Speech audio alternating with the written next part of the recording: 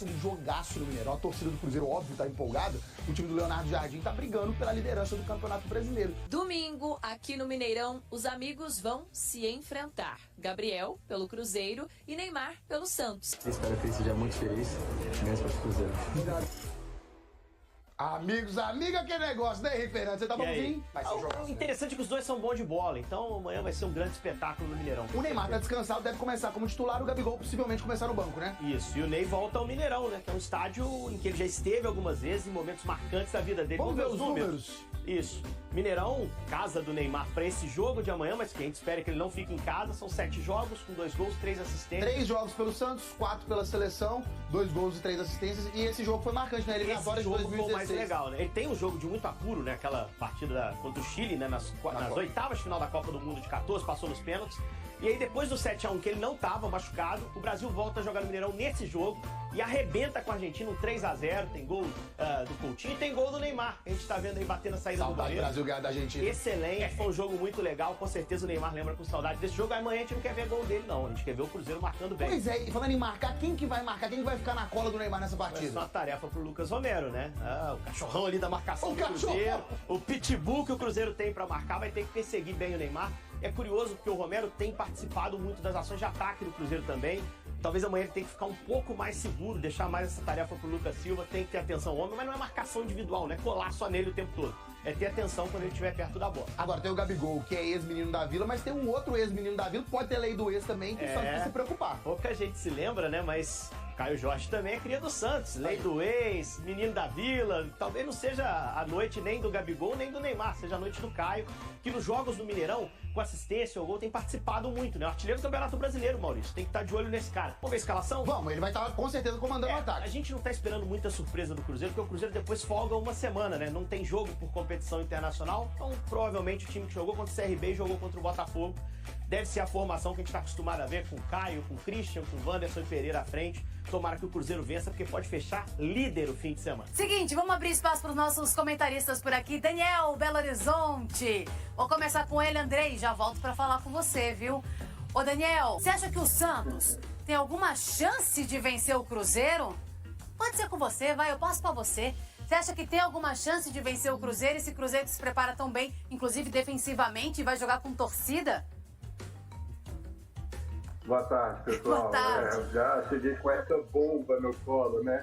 Assim, claro, com certeza, né? O Santos é uma grande equipe, apesar da fase que tem apresentando aí no Campeonato Brasileiro. É uma equipe muito qualificada, uma equipe que tem o Neymar em campo nunca pode ser subestimada. Claro que o Cruzeiro é o grande favorito, né? Joga em casa, teremos mais de 60 mil pessoas no Mineirão. O Cruzeiro esticou essa margem junto com a Minas Arena nos últimos dias.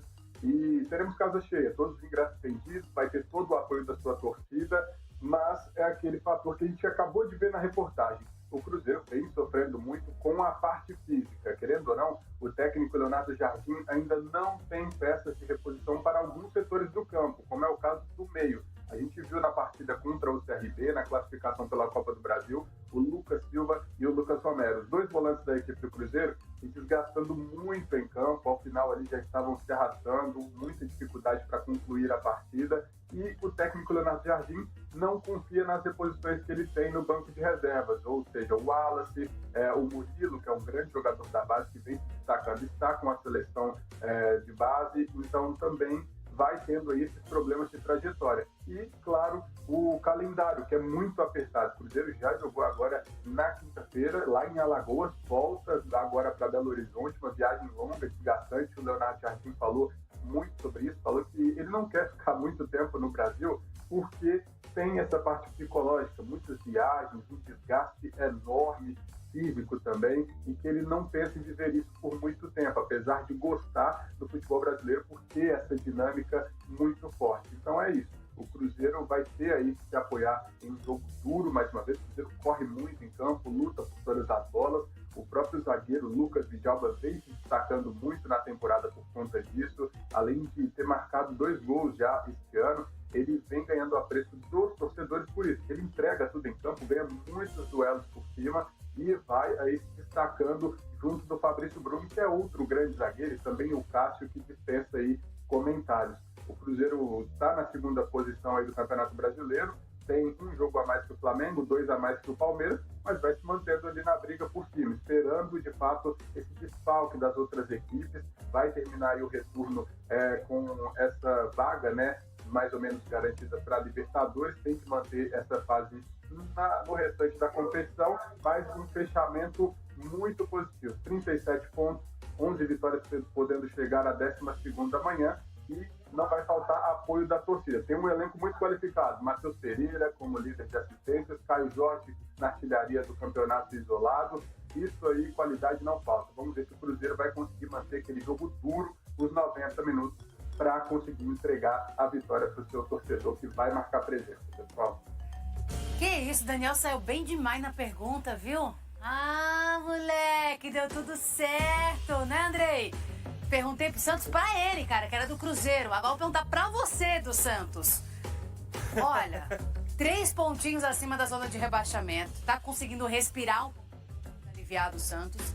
Mas a gente sabe que não tá fácil. Inclusive, marcar gols pro Santos não tem sido fácil, né? O Tiquinho não marca desde abril, se eu não me engano. Então, realmente tá complicado para a situação do Santos. O que pode apresentar de diferente para encarar um vice-líder da competição?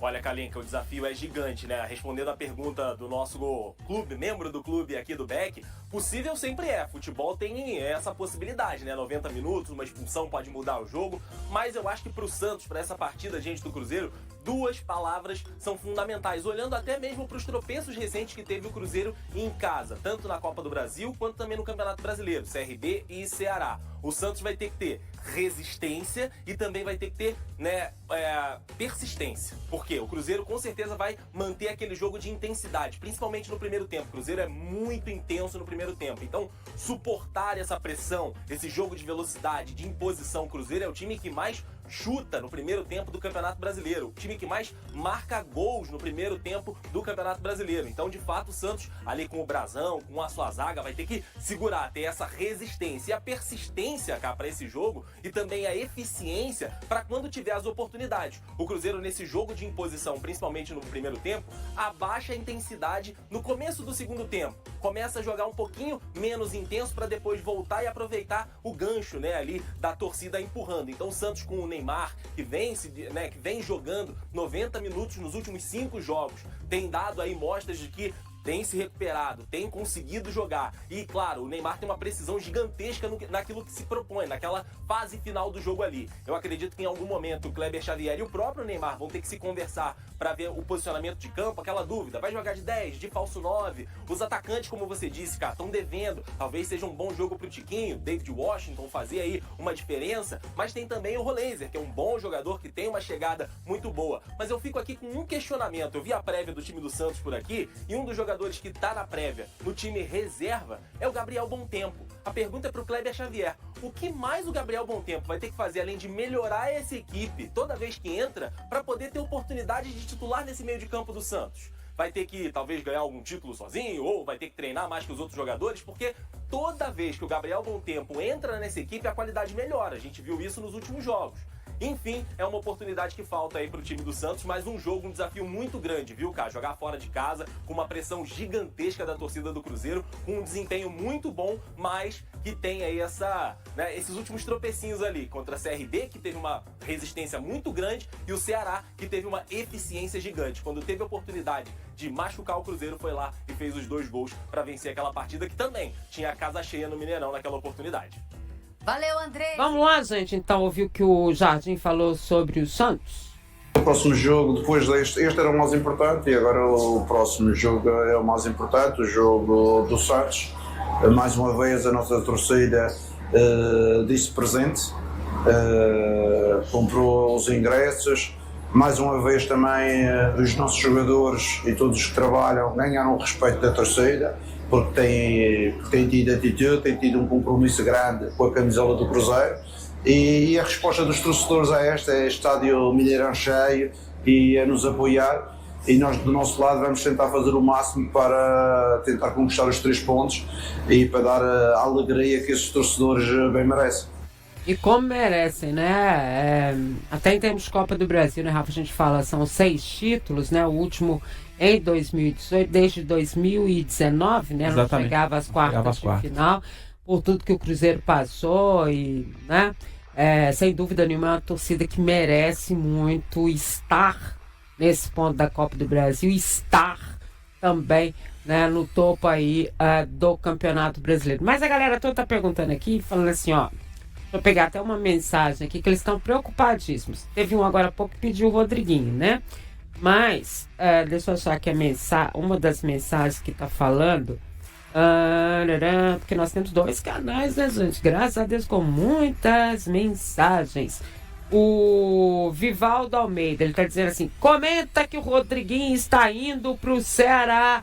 O que vocês sabem? No momento eu sei que ele desceu aqui com todo mundo. Foi a informação que eu tive. Até estava no banco ontem, né? Há muito tempo que ele não figurava entre os relacionados, né, para essa viagem. Ontem estava no banco de reservas o Rodriguinho. O que a gente sabe, Vivaldo, é que, de fato, o Ceará conversa com o Cruzeiro para tentar o empréstimo com o Rodriguinho. O Cruzeiro também estuda, porque o Cruzeiro trabalhava só com a possibilidade de venda, né? Isso. Dele ou de qualquer outro jogador. Lautaro, por exemplo, que está nos acompanhando, a matéria do Jonatas, né? Falando do Rodriguinho aí, que desperta o interesse do Ceará. O Ceará também interessado no Lautaro. É um outro jogador que... no Lautaro também. Lautaro tem muitos clubes da Série A, tem interessados no Lautaro, né? O Sport também foi um outro clube internacional, também mostrou interesse, consultou a situação do Lautaro. O Cruzeiro trabalhava só com a possibilidade de venda. Agora o Cruzeiro também trabalha com a possibilidade de empréstimo. Então, possivelmente, o Cruzeiro pode negociar aí esses jogadores. Lautaro que entrou no finalzinho do jogo contra o Botafogo, né? Até aquela surpresa nos minutos finais lá do jogo. Ele que não jogava desde a Sul-Americana, né? O Cruzeiro ainda estava na Sul-Americana. Ele acabou afastado um pouco dos gramados, né? Não teve tanta oportunidade desde então com o Leonardo Jardim, mas parece que vai mesmo deixar o Cruzeiro, pelo menos nesse momento, por empréstimo. E se for pro Inter, por exemplo, o momento é agora, porque semana que vem já é Libertadores e o jogo contra o Flamengo, né? É verdade. Então, vamos ver. Ontem ele nem no banco ficou, né, Rafa? Nem no banco. Nem no banco. Marquinhos, Bolassi e Gabigol, as 3 opções de banco ontem do ataque. Em termos ofensivos. E a última modificação foi a entrada do Matheus Henrique no lugar do Matheus Pereira, né? Exatamente. Foi. Que até foi lá pertinho de Potker, né? Uma pessoa muito gentil. Ele e o Fabrício Bruno foram cumprimentar o Potker, né? Tava assim, né? Um clima muito bom. Os 37 pontos conquistados em 18 partidas no Campeonato Brasileiro asseguram ao Cruzeiro a 3ª melhor performance na história dos pontos corridos. Resta ainda um jogo para finalizar o primeiro turno da competição. A atual campanha só é superada pelos anos de 2013 e 2014, quando o Cruzeiro conquistou os títulos de tri e tetracampeão do Brasileiro. Naquelas temporadas, o clube terminou o turno em primeiro lugar com 40 e 43 pontos, respectivamente. Assim, a campanha atual já é a 3ª melhor do turno, podendo igualar a do primeiro ano de Marcelo Oliveira como treinador se vencer o Santos no próximo domingo. O Cruzeiro superou sua performance em 2008, quando obteve 36 pontos e ficou em segundo lugar no primeiro turno. Na temporada anterior, a equipe somou 32 pontos. Além disso, em 2010, o Cruzeiro finalizou o primeiro turno em 6º lugar com 31 pontos, e naquele ano acabou se tornando vice-campeão brasileiro. O Cruzeiro ainda tem a chance de terminar o turno como campeão simbólico, o que requer uma combinação de resultados envolvendo o Flamengo, que é o atual líder e possui os mesmos 37 pontos da Raposa, mas com um jogo a menos. E aí, galera, o que acharam? Deixem suas opiniões nos comentários. Não se esqueçam de deixar o like, se inscrever no canal e ativar o sininho para receber as notificações. Até mais, Nação Celeste! Vamos pra frente!